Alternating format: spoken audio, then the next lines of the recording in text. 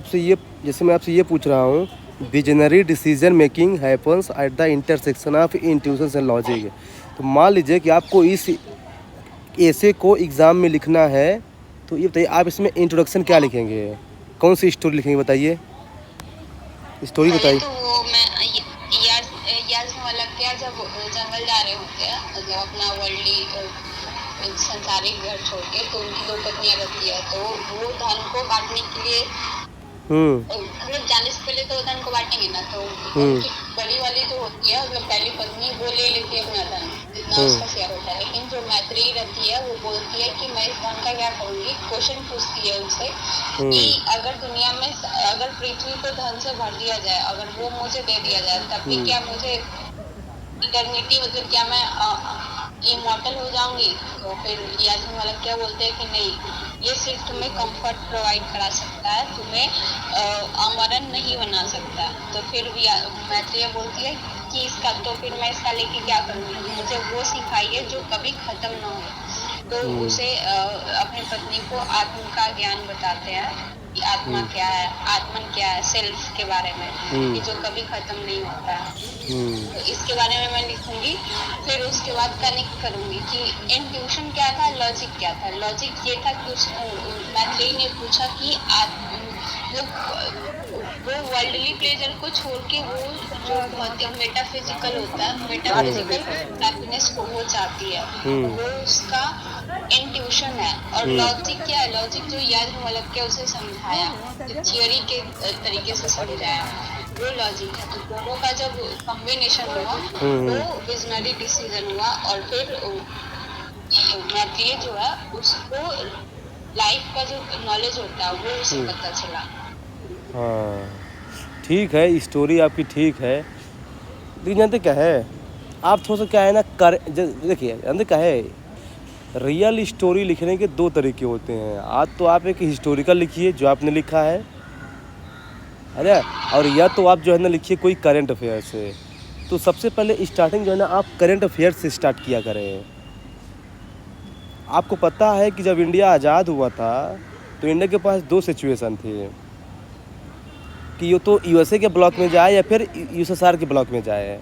लेकिन the then prime minister Jawaharlal Nehru जो है ना, उन्होंने कहा कि नहीं, मैं जो है ना ऑलरेडी अभी ब्रिटिश कॉलोनी का शिकार रहा हूँ, अब मैं जो है नॉन अलाइंड मूवमेंट फॉर्म करूँगा, वहाँ जाऊँगा। अब देख लीजिए ये जो उनका मूवमेंट रहा है ना, काफ़ी अच्छा रहा है, इंडिया के स्ट्रेटेजिक ऑटोनॉमी को दिखाता है। ये क्या है, विजनरी डिसीजन मेकिंग। उन्होंने लॉजिक और इंट्यूशन। मैं बॉडी में लिख के शुरुआत नहीं कर सकती हूँ? नहीं, आप इसको इंट्रोडक्शन में लिखिए। देखिए वो जो आप स्टोरी बता रहे हैं ना, आप उस स्टोरी को लिखिए बॉडी में। देखिए मैं को बताया ना कि देखिए इंट्रोडक्शन स्टार्ट करने के दो तरीके होते हैं।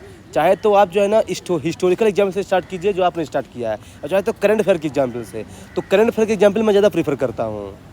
मैं आपको ये बता रहा हूँ, इससे क्या है ना कि ज़्यादा इंप्रेसिव इम्पैक्ट पड़ता है एग्जामिनर पे, करंट अफेयर के एग्जाम्पल। तो ये नाम बड़ा आई थिंक ज़्यादा सूटेबल होगा। तो कभी भी आप अगर स्टोरी स्टार्ट करना ना इंट्रोडक्शन में, तो पहले ट्राई करना कि कोई करंट अफेयर से आपको एग्जाम्पल याद आ रहा है, उससे स्टार्ट करना है। अगर नहीं याद आ रहा है फिर जाइए आप हिस्ट्री में या फिर माइथोलॉजिकल एग्जाम्पल में। आप समझ गए ना? हाँ, आप बताइए कि इसके कंपोनेंट्स बताइए, कंपोनेंट्स क्या क्या लिखेंगे। मैं आपको बताया था कि कंपोनेंट्स लिखने का आपको मैं आपको तरीका बताया था।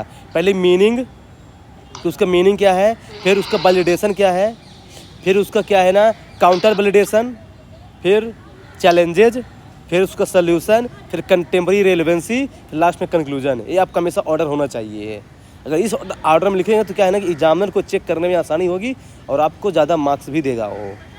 तो फिर से बोलिए, तो मैंने लिखा था मिलाऊंगी। देखिए पहले आप इसका एनेक्डोट, हाँ पहले एनेक्डोट लिखिए, ठीक ना। इसके बाद उसका मीनिंग बताइए एनेक्डोट के बाद कि इस जैसे यहाँ पे है विजनरी डिसीजन मेकिंग, यहाँ पे इसका मतलब क्या है ये बताइए।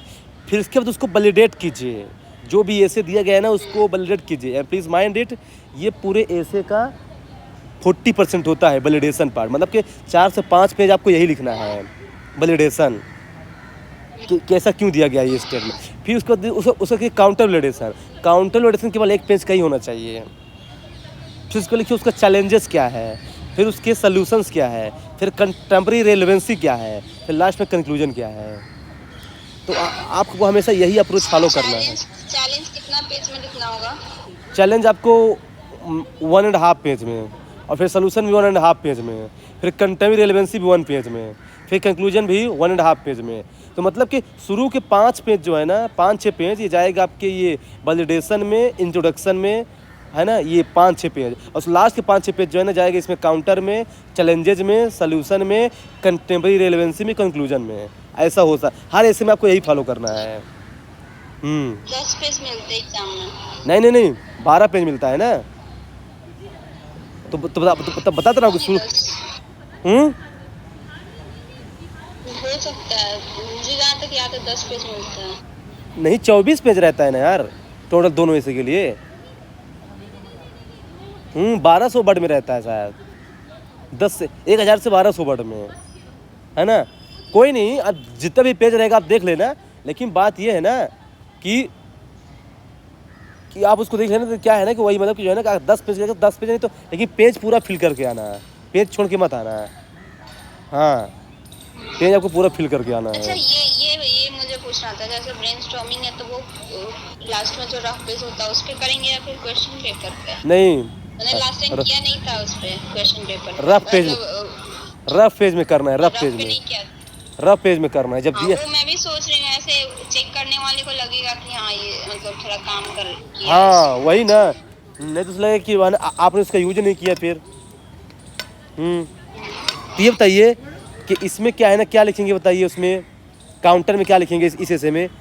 Visionary decision making happens at the intersection of intuition और लॉजिक। इससे काउंटर में क्या लिखेंगे? S24 अल्ट्रा को मेरा काउंटर में जैसे नाजी का लिखेंगे कि उसका इंट्यूशन लॉजिक क्या था कि जितने भी जीव्स हैं उसका आर्यन सुप्रीमेसी थ्योरी था, जीव्स जो है वो खतरा है लोगों के लिए, वो बहुत 60 लाख जीव्स का हत्या करवा दिया कंसंट्रेशन कैंप। ये पहला हुआ। फिर दूसरा ये लिखेंगे कि अभी जो ट्रम्प का चल रहा है इंट्यूशन है मागा, या फिर माइग्रेशन पॉलिसी जो भी है, या क्लाइमेट चेंज वो बोल रहा है कि मिथ है, क्लाइमेट चेंज मिथ है, उसका पॉलिसी ड्रिल बेबी ड्रिल। तो ये उसके लिए फायदा हो सकता है, लेकिन बाकी दुनिया के लिए नुकसान हो सकता है। फिर रवांडा जेनोसाइड का भी लिख सकते हैं कि जो हुटूज गवर्नमेंट था, नहीं रुकिए, आप जो है ना आप गलत समझ रहे हैं।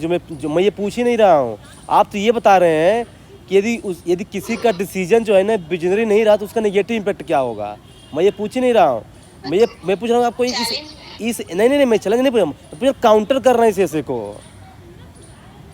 आप यही लिखेंगे कि सिर्फ इंट्यूशन हो तो क्या होगा, सिर्फ लॉजिक हो तो क्या होगा, दोनों नहीं, ये भी नहीं लिखना है। आप फिर से ट्रैप हो रहे हैं। मैं आपको उस दिन भी बताया था।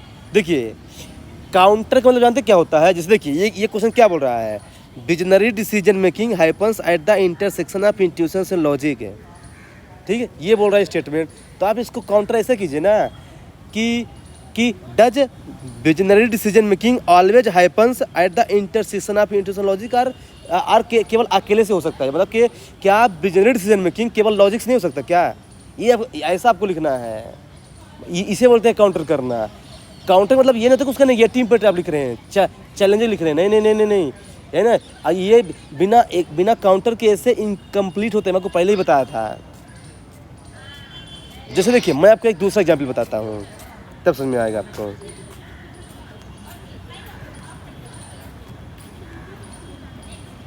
इसका मैं और बताऊँ आपको क्या? जैसे कि सिर्फ इंट्यूशन और लॉजिक से काम नहीं चलता, मटेरियल रिसोर्स भी चाहिए, सपोर्ट भी चाहिए। जैसे स्टार्टअप कल्चर इंडिया में जितना जल्दी आगे बढ़ते उतना जल्दी वो ख़त्म भी हो जाती। क्यों जाती? क्योंकि उनको फंड देने वाला मिलता नहीं है। तो आइडिया का कोई मतलब ही नहीं है जब उसको सपोर्ट करने वाला कोई होगा नहीं। तो ये तो बे फॉरवर्ड है यार, ये बे फॉरवर्ड आप बता रहे हैं। मैं ये नहीं पूछ रहा हूँ, मैं ये पूछ रहा हूँ। जैसे देखिए मैं आपको एक दूसरा एग्जाम्पल देता हूँ। जैसे मान लीजिए क्वेश्चन ये है, man have failed let women take over. मान लीजिए ये क्वेश्चन है कि man have failed let women take over, right. तो अब देखिए, अब इसमें बताइए क्या काउंटर करेंगे, बताइए आप इससे काउंटर क्या करेंगे आप? हेलो, हाँ सुन रहा है, हाँ सोच रहा है। इसका काउंटर कीजिए आप काउंटर लगता है समझ नहीं पा रहे हैं यार। ये क्या है ना कि ये बहुत ज़्यादा इंपॉर्टेंट एस्पेक्ट है इसे का। देखिए चैलेंजेज ये नहीं होता ना कि नेगेटिव इम्पैक्ट होता है उसका।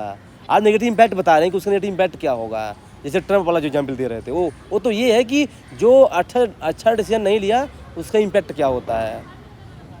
Man have failed let women take over. अगर आपको किसी चीज़ को काउंटर करना है ना तो काउंटर करने का सबसे बेस्ट तरीका ये है कि आप उस स्टेटमेंट का मैसेज देखिए। मैसेज क्या बोल रहा है? ये स्टेटमेंट मैसेज ये दे रहा है कि men have failed let women take over. मतलब कि women are better than man. इसका मैसेज ये हो रहा है ना।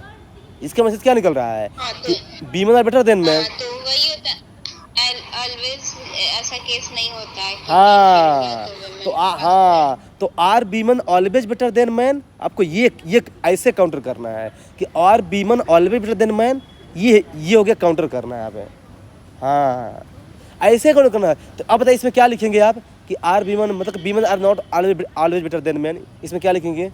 हाँ, ये आपने उस टाइम बताया था ना, जैसे विक्टोरिया क्वीन थी तो कॉलोनी पूरा राज की, लेकिन कितना परसिक्यूशन किया हाँ। किसानों का, इंडियंस का, डिइंडस्ट्रियलाइजेशन आया, फेमाइन आया। गुड। तो ऐसे काउंटर करना है बेसिकली। अब आप समझ गए होंगे सर कैसे काउंटर करना। जैसे मैं आपको और एग्जाम्पल देता हूँ। जैसे देखिए ये देखिए, I can always choose but I ought to know that if I do not choose I am still choosing. देखिए मतलब ये बोल रहा है कि आई कैन ऑलवेज चूज, मतलब कि जो ह्यूमन लाइफ है ना वो हमेशा ना कोई डिसीजन लेता ही है। लेकिन यदि कोई डिसीजन वो नहीं भी लेता ना तब भी वो डिसीजन ले ही रहा है। कैसे? जैसे मान लीजिए कि आपको जो है ना मतलब कोई काम करना था, आपने वो काम नहीं किया तो उसका फिर नेगेटिव इम्पैक्ट होगा। जैसे मतलब किसी को पढ़ना था, अब वो नहीं पढ़ा, मतलब कि उसने चॉइस नहीं लिया तो क्या होगा? रिजल्ट फेल हो जाएगा। तो वो भी तो एक चॉइस ही है। मतलब यदि आप कोई डिसीजन नहीं ले रहे हैं तो उसका एज ए नेगेटिव इम्पैक्ट पड़ेगा कि आप जो है ना कि वो मतलब एज ए नेगेटिव इम्पैक्ट जो है ना आप पे जो है ना वो चॉइस आएगी। इसका मतलब ये बोल रहा है। तो ये बताइए कि तो ये आपको आजीविका सेक्ट वाला आइडियोलॉजी नहीं लग रहा कि हर चीज प्री डेस्टिनी का, कि अगर आप करते हैं तो ये होगा, नहीं करते हैं तो ये होगा, लेकिन रिजल्ट जरूर होगा। हाँ यस रिजल्ट जरूर होगा। राइट हाँ वहाँ से आप लिंक कर सकते हैं। राइट गुड है। तो ये बताइए आप जो है ना इसका इंट्रोडक्शन क्या लिखेंगे? इसमें मैं बहुत कम सोच पा रही हूँ, तो इसको मैं कैसे लिखूंगी? देखिए अब ध्यान सुनिएगा। इसका मैं बताता हूँ। क्वेश्चन ये बोल रहा है I can always choose but I ought to know that if I do not choose I am still choosing. Right. तो अब इसमें क्या है कि पहले आप इसका इंट्रोडक्शन लिखिए। तो आप जानते क्या है इसका इंट्रोडक्शन क्या ले सकते हैं यहाँ पे? इसका इंट्रोडक्शन ये ले सकते हैं। वही नाम पॉलिसी वाला ले सकते। इसका नहीं वो यहाँ पे नहीं। देखिए इसका यहाँ पे जानते क्या होगा? ये होगा, आपको पता है कि जब वर्ल्ड वार 1 के बाद हिटलर जो है 1939 में पोलैंड पे अटैक किया था, तब जो है ना ये जो अलाइड पावर थी, जैसे वो ब्रिटिश हो गए, फ्रांस हो गए, इनके पास चॉइस था कि ये उसी समय जो है ना हिटलर को रोक सकते थे, लेकिन उन्होंने नहीं रोका। मतलब उन्होंने एक्शन नहीं लिया। तो एज ए रिजल्ट क्या आया? वर्ल्ड वार 2 देखने को मिला है। तो मतलब कि यदि हम कोई एक्शन नहीं ले रहे हैं उस समय तो हमको एज ए नेगेटिव इम्पैक्ट हमको वर्ल्ड वार 2 देखने को मिला। मतलब हमको रिजल्ट मिलेगा। तो हम चूज करें तब भी तो हो सकता है कि हमको उसका नेगेटिव इम्पैक्ट कम मिलेगा। अगर नहीं चूज करेंगे तो हमको उसका ज़्यादा नेगेटिव इम्पैक्ट मिलेगा। ये ऐसे बोल रहे हैं। मतलब ये कि if I do not choose I am still choosing. Yes. तो आप जो है ना ये इसका लिख सकते हैं इंट्रोडक्शन। इसका आप इंट्रोडक्शन लिख सकते थे यहाँ पे। समझ गए आप ना? हाँ। फिर जानते क्या है? अब देखिए अब इसका कंपोनेंट आप कैसे लिखेंगे मैं बता दूँ। देखिए आप इसे फर्स्ट लिखिए ना कि what is the meaning of the statement. Second इसको आप कहिए वैलिडेट कि how one is still choosing if he और सी डज नॉट चूज। ये आप लिख सकते हैं। फिर थर्ड वाला what are the negative impacts of inactions. मतलब कि यदि हम कोई एक्शन नहीं लेते हैं तो उसका इम्पैक्ट क्या निकलता है। तो वही मतलब हम फेल हो जाएंगे, अचीव नहीं कर पाएंगे, ये सब लिखना है। अब देखिए इसको काउंटर कीजिए। काउंटर देखना कैसे काउंटर करूँगा मैं अब। अच्छा इसको काउंटर कीजिए। आपका कैसे करेंगे बताइए? क्वेश्चन काउंटर कीजिए इसको। इसका काउंटर ये सकता है कि कभी कभी जो होता है कि नहीं ऑप्ट करना ही बेटर ऑप्शन है। यस, मतलब कि some time inaction also leads to positive result है। मैं को बताऊँ आप किसका एग्जाम्पल कि जैसे जैसे देखिए, आपको पता है कि यूक्रेन और रसिया के वार में इंडिया ने क्या किया है, न्यूट्रल स्टेप, राइट। हेलो, रसिया और यूक्रेन के बारे में इंडिया ने कोई ऑप्शन नहीं चूज किया, उन्हें बोला कि मैं न्यूट्रल हूँ, है ना। तो मतलब क्या है, ये इंडिया के लिए अच्छा था। तो कभी कभी कोई डिसीजन ना लेना भी अच्छा हो सकता है, ये बोल रहा हूँ मैं। ऐसे आपको काउंटर करना है। जैसे आपको पता है कि जो है ना, इंडिया जो है ना नॉन कोऑपरेशन मूवमेंट को इनिशिएट किया था, लेकिन जब चौरी चौरा इंसिडेंट हो गया ना, तो गांधी जी ने जो है ना बोला कि अब मैं कुछ नहीं करूँगा, अब मैं कुछ आंदोलन नहीं करूँगा। तो ये भी जो है ना गांधी का एक अच्छा डिसीजन था। अब समझ गए ना। तो ऐसे, एक और दीजिए, हाँ जी, एक और दीजिए, मैं काउंटर आर्गुमेंट अब एक और एग्जाम्पल दूँ। आप इसी का दीजिए ना, नॉन अलाइनमेंट मूवमेंट का, कि इंडिया के पास चॉइस था कि चाहे यूएसए में जाए या फिर यूएसएसआर में जाए, लेकिन इंडिया ने किसी को चूज नहीं किया। ये इंडिया का अच्छा डिसीजन था। तो आप ये भी लिख सकते हैं। मतलब कहने का मतलब ये है कि हमने कोई एक्शन नहीं लिया है और हमको उसका पॉजिटिव रिजल्ट मिला है। ऐसे काउंटर करना है आपको यहाँ पे। चूँकि बोल रहा है ना कि if you do not choose you are still choosing, तो मतलब कि हमने कोई एक्शन नहीं लिया फिर भी हमको उसका पॉजिटिव रिजल्ट मिला है। ऐसे आपको काउंटर करना होता है। थोड़ा सा आप इसमें काम कीजिए यार, तो थोड़ा, चूँकि आप ये वाला एंगल अगर आप मिस करेंगे ना, तो कहीं कि जो है ना आपके 4-6 नंबर कट जाएगा। क्योंकि ऐसे बिना काउंटर के इनकम्प्लीट होता है। I am telling you, this is very very important है। क्योंकि हम लोग कॉपी चेक करते हैं ना, हम लोग खुद ही बताते हैं ना कि अगर ऐसे में काउंटर नहीं किया गया तो हम लोग खुद मार्क्स नहीं देते प्रॉपर। तो थोड़ा इसी में काम कीजिए यहाँ पे। जैसे मैं आपको और बताता हूँ,